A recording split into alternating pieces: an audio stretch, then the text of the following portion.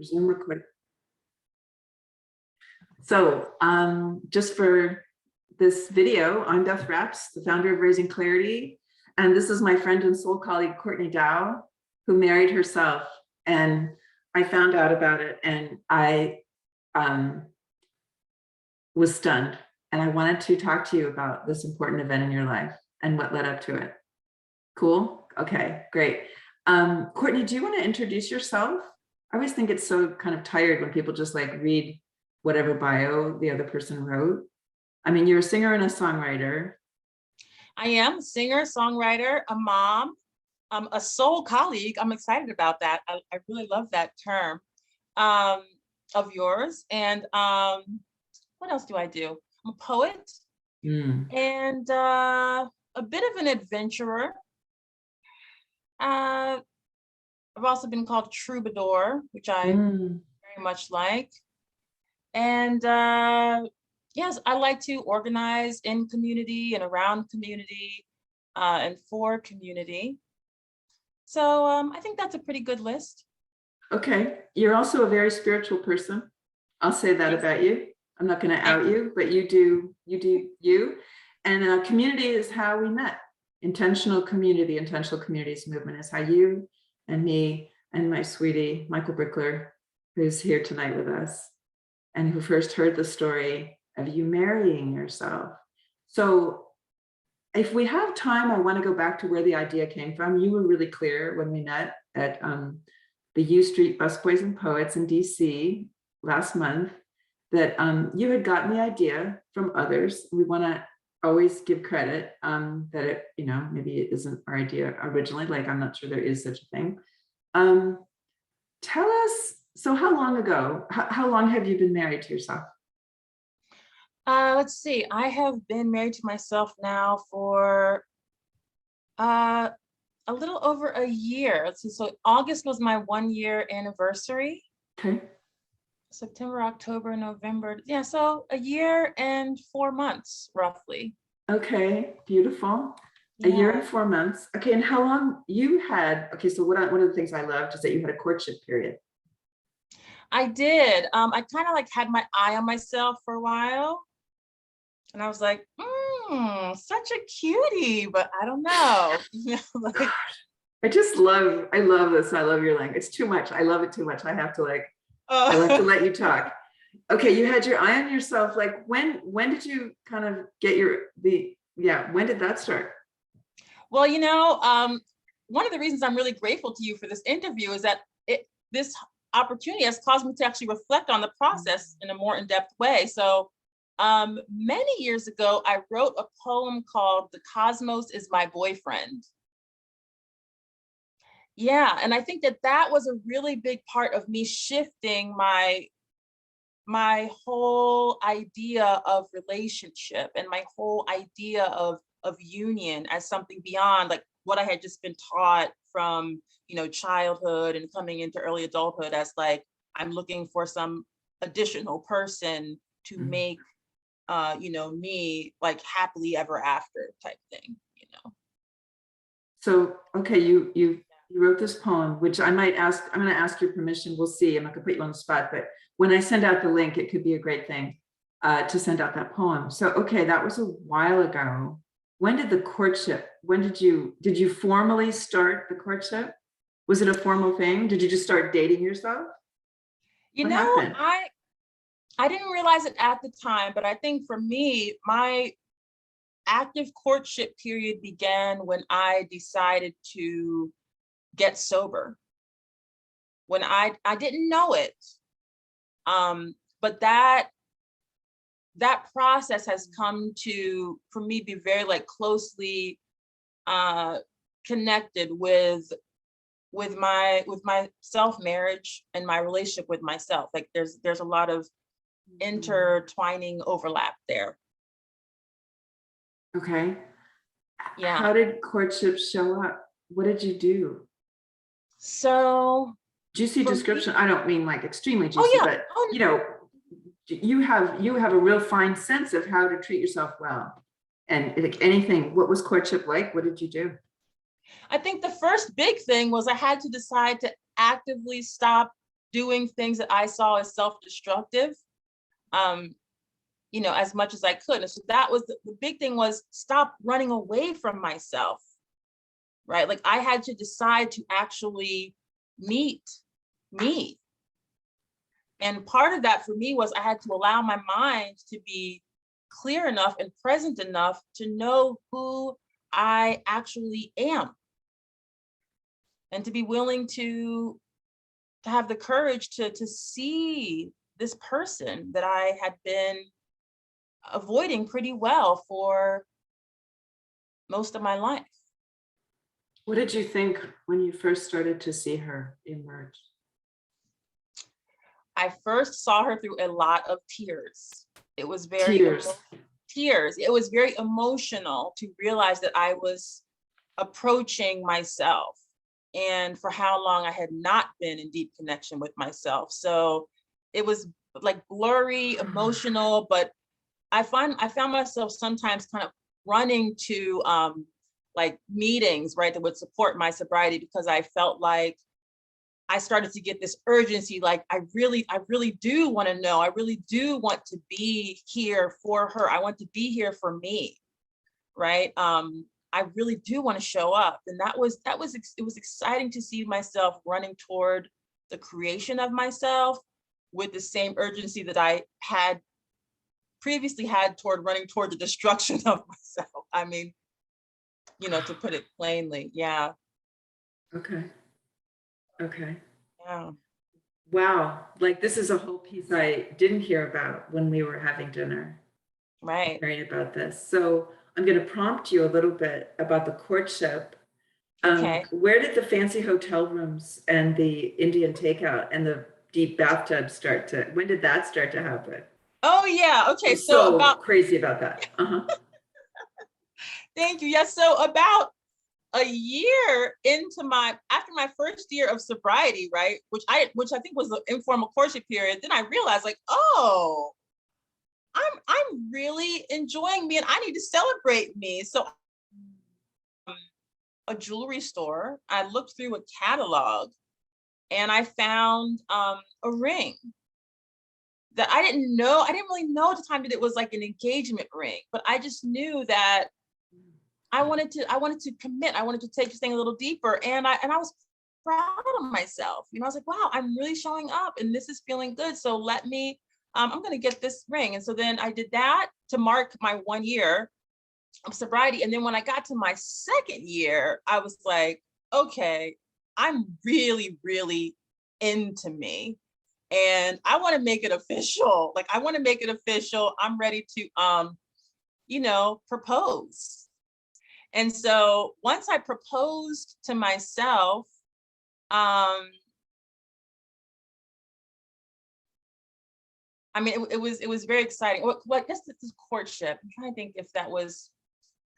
I think it was like the engagement period was a bit more glamorous than the courtship. I think the courtship period, I think, was like building up that friendship. But once I was like, okay, I'm engaged to me, Mhm. I think that's when I was like, we're pulling out all the stops. Like I am, you know, I had been living in shared home spaces, and I started realizing that I really wanted more solitude. And I started hearing more about this term like staycation, right? Because it's over the course of the shutdown and things like this. And I was like, yeah, I really need to, I need to whisk myself away on a romantic, you know, weekend, and just know that like I'm worthy of that. I deserve that. And I would pick up some roses on the way and make sure I got a room with a jetted tub, right, with jacuzzi. I mean, like this deep soaking, luxurious. Oh my goodness. I mean, to the point that I feel guilty on a level about using that amount of water. But I was like, you know what? I think Mother Earth understands. I think she understands, you know? And so I used the water. I put the roses in the tub. I got the essential oils. I would get the bath salts, the Epsom salt. I got a waterproof Bluetooth speaker so that I could listen to all my favorite music in the bathroom without worrying about the speaker getting messed up. And it was really glorious. I would just spend, I don't know how much, I would spend so much time just luxuriating in the tub, getting up, going into the main room, taking naps. I mean, just not answering the phone, not going on the computer, not looking at emails, just being present with myself, ordering out, yeah, the most luxurious Indian food, that I could find that I love, or whatever food it was. But the thing is, I was sparing no expense. And that could be questionable for a lot of folks, but in those moments, and even now, I think I was investing in my relationship with myself, and I was making up to myself, I think, for a lot of the time that I had not spent with me. Mm. Like I had some making up to do, you know. This is so powerful. I just find myself totally drinking this in. So, okay, how are you keeping the romance alive? Because this is a question, right? Couples have this question. After the thrill is gone, the initial thrill of marrying, very high, how are you keeping it alive? That's a great question. I really do love baths, but I have decided to be a little more sustainable in my approach, and I just use my tub at home. But I think whatever living space I'm in or committed to living in, I need to make that a priority in terms of things I look for, because that's a big part of how I bond with myself. Just settling into the water, and it's like a renewal, kind of rebirthing, and just making sure that I do have those bath salts on hand and the oils on hand. Like some of the um, sweeter parts of that experience for me, I have brought it into my everyday living space. I made sure that I got curtains for my apartment that are like similar to the hotel curtains in terms of like their light blocking. I was like, I like the light blocking. I can just at any moment just pull those curtains, turn down the lights, and just be like, all right, alone at last, like yeah, yeah. So Oh, I find it that's important. And then um I have a playlist for myself. And my playlist, I named it, I actually made it for my inner child. And so the playlist I mm, called I Love You, Little Courtney. And I made a whole list of songs that some of the songs I've loved since I was a child, songs from the Muppet movie or The mm. Last Unicorn or Free to Be You and Me, things I loved in my teenage years, things I used to sing in chorus in high school, cheesy 80s pop that I still love. And so I have this playlist that's very accessible to me, and I can just put it on and be like, yeah, this is all about me serenading myself when I listen to this playlist. And when I first made it, it was actually really emotional. Tell me about it. We mean like it brought on tears It that when did. you listen to it?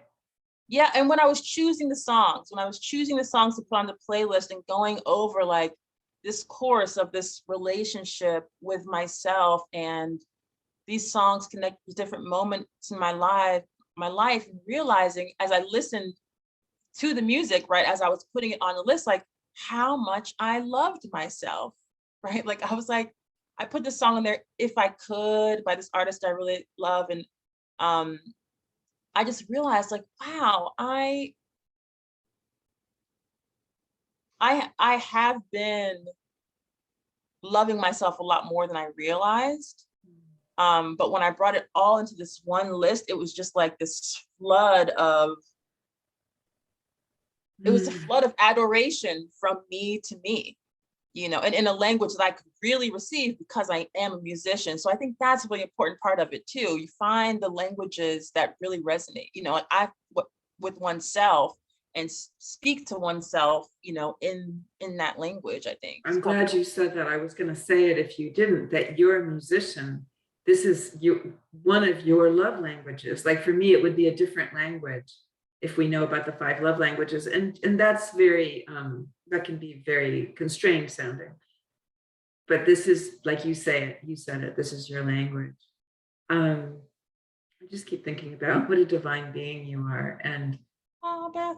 and how really how much I adore you, and what a fabulous witness you are to this process.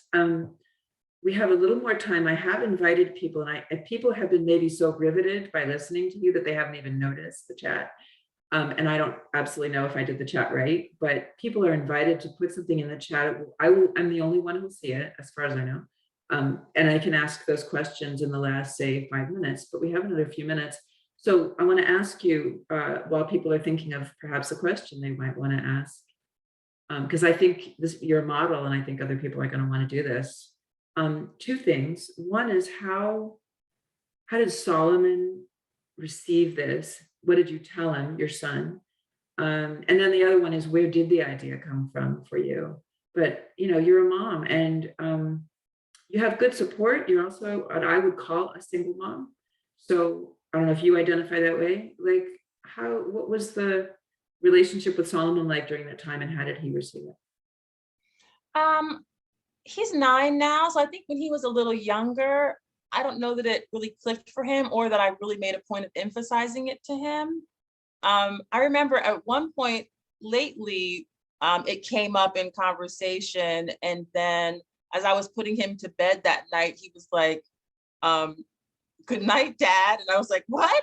And he was like, "Oh, well, you're married to yourself, so that means you're the mom and the dad, right?" And I was like, "Okay, okay, I can appreciate that," like his way of, yeah, kind of Totally. translating it to his reality, which I thought was cute. And it was unexpected because I think it had at least been like some hours since we talked about it. And then just as we were saying goodnight, he kind of brought it up in a humorous way. So, That's how he translated it. mhm. Really cute. Has he ever asked you about it since then? I think he's used to me as an artist and like just having a bit of different take on things. That I think he just leaves a lot of room for me to present things differently than maybe he's seen them presented in the larger environment. So I don't know that he's especially struck by it, as it fits into so many of the other stories that I tell a bit differently than the larger society tells them, right? Mhm. And I can't imagine that it's not having a wonderful effect on him at some level. So, okay, I'm still not seeing any questions, so I'm gonna just take the mic here and have fun. Um, where did the idea come from? What was the inspiration long ago at the beginning? hmm I think one of the biggest points of inspiration was an artist named Maya, who's an artist from DC, an R&B singer, a woman. And I didn't really know her work like in broadly. I knew a couple of her songs and they were great, but there was an article, I believe, or a news story written about her marrying herself, and it was seen as this huge kind of, you know, um, this huge, I don't know, it's like almost controversial thing that she had done. Like, what is she doing? What is she trying to say? Is she negating of this, or is she not? Like what's going on here? And all the images I saw of her, I think she may have maybe even made a music video about it, but I have to double check on that because I'm not 100% sure. But I think I'd heard maybe one or two people doing it before her, and I'm pretty sure that both of the stories I'd heard previously, if like one or two, were of women. Like any stories I've heard of it were about women Mm. doing it. So I felt like it was accessible to me on a level, but when I heard about Maya doing it, and then I think she did have a video about it, um, which I'm just remembering as we're talking now. I think that for me really kind of solidified, like, wow, that is it's powerful to understand that commitment doesn't have to come from some external source. Like for me, I think I realized that there was a level of myself that I wasn't quite bringing forward because I didn't feel like deeply committed. I didn't feel like anyone had committed to me enough to really be like, and now, like presenting, like it was like I was kind of holding back a bit, before really coming into myself. But once I said, no, if I'm committing to me, that's still a real person making a real commitment. And it's still really beautiful, you know. Um, Mm. yeah. Have you talked to other people about it? And what have they said, if anything? I think when I did my proposal, I recorded it on Facebook. I think I have a post uh, of me walking out to the park and kind of showing folks. I think I put some rose petals down. They were like, "Will you marry me?" or something like this, like for myself. And then like showed the camera and then maybe brought it back to myself. Like I said yes, you know. So I played with it a bit, but I didn't really with people all throughout the story. I didn't bring them through the whole you know, journey. Like I decided to elope, right? I didn't have a big wedding. Yeah, I just like went to the labyrinth in Georgetown under a full moon at midnight and hired an officiator to come out and yeah, and was betrothed, was married to myself. So The moon yeah. at midnight in Georgetown, and you had an officiator. And were there words spoken or no words? Mm, I think he did a blessing, but it wasn't something that was really planned out. A lot of it was internal, and I walked the labyrinth. I walked the labyrinth there and kind of meditated on how I wanted to be in union with myself, and then I stayed in the middle of the labyrinth and like received the blessing of being in union with myself, and then I came out of the labyrinth. Hmm. Um, so that Very. was really, yeah, it was. I had always wanted like silent vows. That was something I had decided before when I thought I was going to be marrying someone else. I thought, well, I want my vows to be silent because um, I wrote this poem about it that said, you know, our vows will be silent so that every time we don't speak, we renew them, you know. And I just thought it was Wow. like, I have never heard of that. I'm a huge fan of silence. I love that. I was going to ask, was there music? no, Okay. no. So Raven has a statement. She says, I don't Mm, have questions. I very much resonate with Courtney's story, including the quote, surprise of finding love right at home with self. Powerful. I love how she went all the way and courted and took herself on vacation and such. Very cool. So that's really nice. oh, Thank thank you so you. much, Raven. Yeah, Joan Raven Friedlander. Well, you are doing me a huge favor by allowing me to promote this on my social media channels. What can we promote of yours? What are you up to that's exciting that you would like people to know about?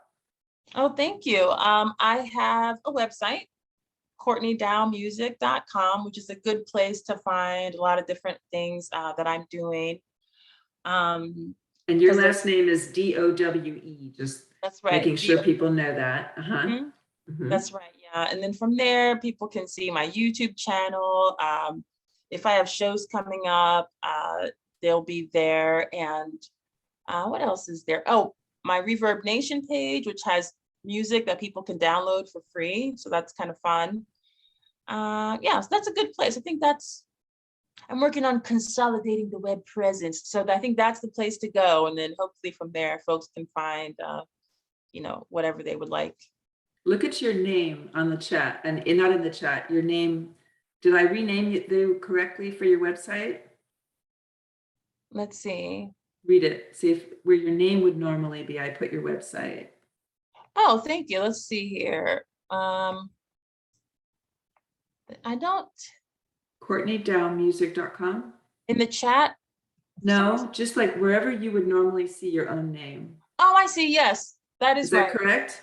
Yep. Great. Okay. Beth G says, this is amazing. Thanks so much for sharing with us. I'm going to sit with to myself. I'm going to sit with committing to myself. Thanks especially for sharing your practices, bathing, playlists, etc. Deeply impressive. Oh, thank you so much. Thank you, Beth. It's my pleasure. It's been very good for my relationship to do this interview. So that's Oh, I'm glad, right? Whatever you focus on gets stronger. exactly. Yeah. So thank you Right. so much for This is affirming. so magic. Thank you. So we're Yes. basically out of time, and just this is such a gift. I'm gonna spread it at the solstice. We're gonna move it out here in the winter season. I think it's a time for deep love and deep connection, and you embody that. So Courtney, No. thank you so much for being with us. Truly my pleasure. Thank you so much, Beth, and thank you everyone for being here. And all the people this is going to reach. All right, you guys. Good night, everyone. Thank you for being here.